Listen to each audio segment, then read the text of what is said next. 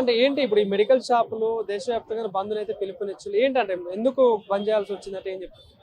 Online విక్రయాల వల్ల ఈ మెడికల్ షాపుల యొక్క మనుగడకి చాలా దెబ్బ అవుతుంది అనమాట. దానివల్ల ఇది మన కరోనా టైంలో ప్రజల అవసరాల దృష్ట్యా ఒక ఆన్లైన్ జియో పాస్ చేస్తారు. అది అంతటితో ఆపకుండా దాన్ని కార్పొరేట్ సంస్థల బలవంతం వల్ల దాన్ని ఇప్పుడు కంటిన్యూ చేసి మా అలాంటి కెమిస్టుల తాలూకా బ్రతుకుల మీద దెబ్బ తగ్గుతుంది అనమాట. దాని గురించి అది గవర్నమెంట్ సెంట్రల్ గవర్నమెంట్ తెలియాలని దాని గురించి మేమంతా బంద్ చేస్తాం. ఇప్పుడు కొన్ని కార్పొరేట్ కంపెనీలు భారీ ఎత్తున డిస్కౌంట్లు ఇచ్చేస్తాయి, ప్రైస్ కూడా హైక్ చేస్తూ ఉంటారు. సో దానివల్ల ఏమైనా నష్టం జరుగుతుందా? జరుగుతుంది కదా. ఇప్పుడు అది మన ఒక 10 టాబ్లెట్స్ వచ్చేసి మన normal branded medical shop 120 rupees ఉంటుంది. అది అదే మన అది మెడిప్లస్ ది బ్రాండెడ్ మెడిప్లస్ ఉంటుంది కదా, అది వాళ్ళ ఓన్ బ్రాండ్ 180 రూపీస్ ఉంటుంది వాళ్ళది. అదే మన 10 టాబ్లెట్స్ 180 రూపీస్ ఉంటుంది. అదే బ్రాండెడ్ది 10 టాబ్లెట్స్ 180, 15 టాబ్లెట్స్ 120 రూపీస్ ఉంటుంది. అది వాళ్ళు 50% డిస్కౌంట్ ఇచ్చినా విత్ ఎంఆర్పీ కంటే ఎక్కువ వస్తుంది అనమాట. అది జనాలు ఏం చేస్తారంటే వీళ్ళు 50% డిస్కౌంట్ 20% డిస్కౌంట్ అని ఇస్తున్నారు. కానీ తీరా చూస్తే మన నార్మల్ రెగ్యులర్ మన బ్రాండెడ్ మెడిసిన్ ఉన్నది, బ్రాండెడ్ మెడిసిన్ కానీ ఎంఆర్పీ కంటే ఎక్కువ కొంటున్నారు అనమాట. వాళ్ళకి అవన్నీ వాళ్ళు గుర్తించట్లేదు అనమాట. వాళ్ళు ఓన్లీ డిస్కౌంట్ మీద ఫోకస్ చేస్తున్నారు. అది నాణ్యత మీద అవన్నీ వాళ్ళకి అనవసరం అనమాట. అది అలా అయిపోవడం వల్ల ఇలా ఈ నార్మల్ షాపుల యొక్క మనుగడకి చాలా దెబ్బ, బిజినెస్ పోయి చాలా మంది ఆధారపడి ఉన్న ఈ షాపుల వల్ల వాళ్ళ యొక్క జీవనోపాధి కొద్దిగా తగ్గుతుంది అనమాట.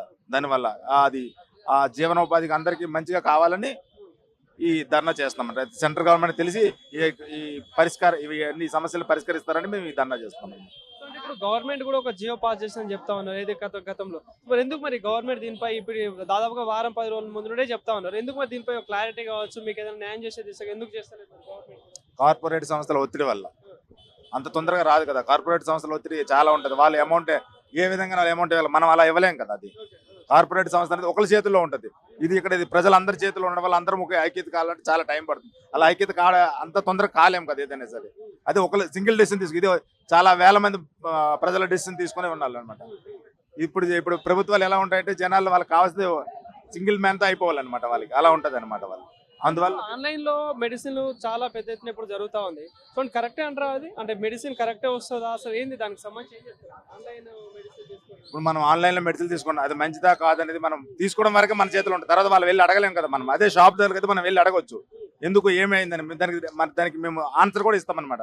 అక్కడ ఆన్లైన్లో అలా ఆన్సర్ ఉండదు అనమాట. మీకు వాళ్ళు ఏం చేస్తారంటే వాళ్ళు ఆన్లైన్లో మీరు ఇంతకుముందు వినే ఉంటారు కదా, చాలా మన డూప్లికేట్ మెడిసిన్ తయారు చేసి వాళ్ళే సేమ్ బ్రాండ్ ఎక్స్పైర్ అయిపోయినవి ఏమైనా సరే వాళ్ళు మన స్టిక్ పైన పేపర్స్ మార్చేసి అమ్మడము అవన్నీ జరుగుతుంటాయి అనమాట. అవన్నీ వాళ్ళు ఏమంటారంటే కార్పొరేట్ కంపెనీలు కాబట్టి వాళ్ళు ఏమైనా ప్రాబ్లం వస్తే అప్పుడు చూసుకుందాం అన్నట్టుగా వాళ్ళు బిహేవ్ చేస్తారనమాట. మనం ఏంటుంటుందంటే అరే ఈ కస్టమర్ మనకు రోజు వస్తాడు, ఇతనికి మనకు సమాధానం చెప్పాల్సిన అవసరం మనకు ఉందని మనము చాలా అన్ని కేర్ చేసి అన్ని చూసుకొని మనం అమ్ముతాం అనమాట. ఇప్పుడు మెడికల్ షాప్ మేజర్ గా ఇప్పుడు రాష్ట్రం అంతటా దేశం అంతా మెడిసిన్ అనేది చాలా ఇంపార్టెంట్. ఇప్పుడు బంద్ చేయడం వల్ల పబ్లిక్ ఇబ్బంది కాదా? మరి పబ్లిక్ ఏం చెప్పదలుచుకున్నారు మీరు? మరి పబ్లిక్ అనేది ఇబ్బంది ఉండదు సార్. ఇప్పుడు మేము మించుమించుగా 15-20 రోజులు బట్టి మనం చెప్తాం. ఈ డేట్ అనేది మనం సడన్ గా తీసుకునే నిర్ణయం కాదు కదా. 15-20 రోజుల నుంచి ఈ డేట్ ని మనకు బంద్ అవుతుంది. ఏమైనా అవసరం ఉంటే ముందే తీసుకోండి. జస్ట్ వన్ డే కాబట్టి దానివల్ల మనకు ప్రాబ్లం అనేది ఏమి ఉండదు. ఇప్పుడు ప్రాబ్లం ఉండడానికి ఇప్పుడు మనకి నిమ్స్ లో ఒక మెడికల్ ఉంది, ఇక్కడ మన యశోదాలో ఉంది.